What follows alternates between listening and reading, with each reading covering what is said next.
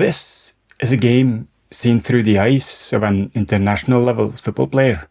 This is what parents and coaches are told trains the ability to scan, to look around and pick up information around us in football. Notice anything different?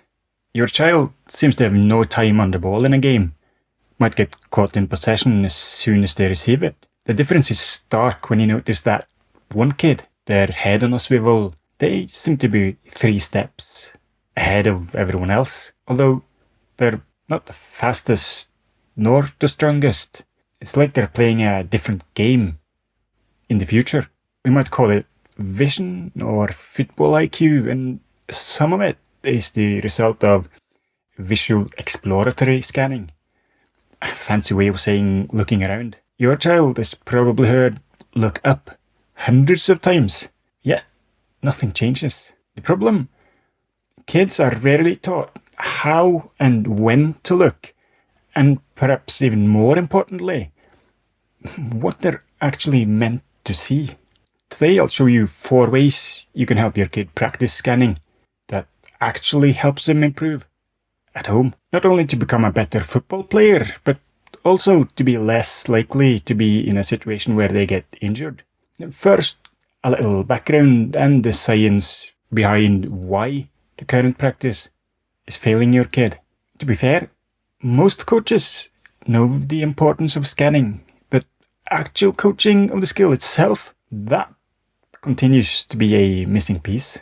We, meaning as parents and even coaches, often assume that when a player scans the pitch, they're taking a high-definition mental snapshot. The reality is far more like a blur, though. In real match studies of elite midfielders, so-called foveal fixations, which is when the eye focuses on a specific point for long enough to make out details, that occurred in only 2.3% of scans. So in nearly 98% of all scans, the looking around actions, the elite midfielders were not actually focusing long enough to see any details. The focus point of our gaze itself is incredibly narrow. To get how small it really is, hold your thumb up at an arm length distance. That thumbnail is the size of your foveal vision, the area where you can make out the most details. And it's only about 1.5 degrees of your visual field. Everything else is the optic array, a blur of color, light, and movement. The same information that elite players see as color, space, and movement. So elite players simply don't have the time to be reading the logo on an opponent's shirt. They're detecting shifts in the environment, in the high-speed, high-intensity environment of an 11v11 match. Elite professional players may process information in as little as 60 to 80 milliseconds. That's faster than the blink of an eye, literally, with 90% of scans lasting 66 milliseconds or less. The elite player isn't watching a movie, they're more sensing a flow. A common myth is that looking around more is better. Yes, a high amount of scanning correlates with and is necessary for success, but the timing of the scan relative to the ball's movement is what really separates the good from the great. Elite players use this kind of timing sequence for scanning when they don't have the ball themselves. They look at the ball the moment it's touched by a teammate or an opponent to infer the ball's trajectory, its movements. They then immediately look away into space to find opportunities for action, also called affordances. Then they execute the final scan in the last second before the ball reaches the foot. What about when the elite players have the ball themselves then? Surely that's the time to look up. Well, not according to Dr. Aksum. His research shows that when the elite players have the ball, they actually fixate quite a bit on it. More than 90% of all fixations are on the ball, in fact.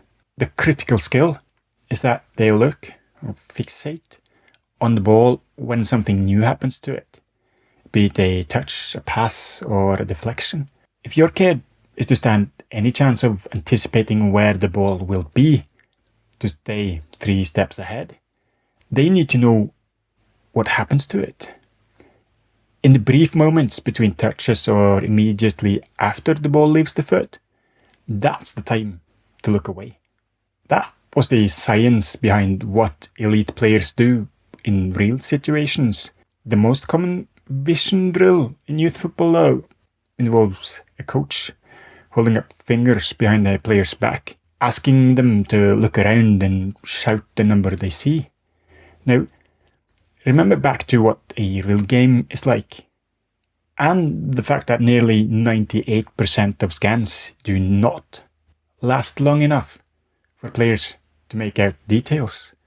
Well, that would suggest that this is a waste of training hours. It forces players to foveally fixate on static numbers that are nowhere to be found in a real game. Instead, our kids should practice more in game-like situations. We, both parents and coaches, can help them with that. First, I'll give you 2 examples of how it can be practiced in a formal training session. And then I'll give you 4 things that can help your kid at home. Have your kid make a run only when the nearest opponent's head is turned away. This forces them to find a moving opportunity rather than looking at a static target. Instead of shouting scan or look up, someone can stop play and ask, close your eyes, where is the winger right now? Or what movement did Marcus or Sarah make before you received the ball? This forces the players to realize that some information was missed. What about practice at home then? The home training should be viewed as a supplement to and not as a replacement of this game-like training. The most effective way to practice will be in situations that are as close as possible to a game. Try to keep that in mind, that scanning should not train your kid to fixate on a detail. Remember, nearly 98% of the scans last so short that the player can't make out details anyway. So, no numbers, text, or counting fingers. Instead, focus on movement, space, and color. Here are 4 examples of ways you can help out your kid at home. Show your kid clips of themselves. Aksum notes that players often think that they're scanning, but video reveals that they're staring at the ball or somewhere else.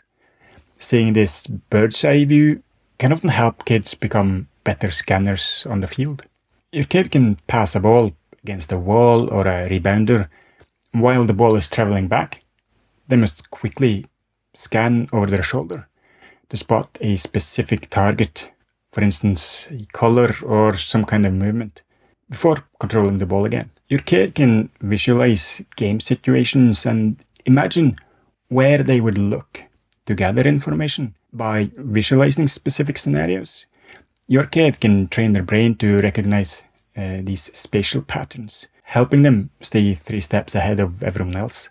The great part of this is that it's free, requiring nothing but time and concentration.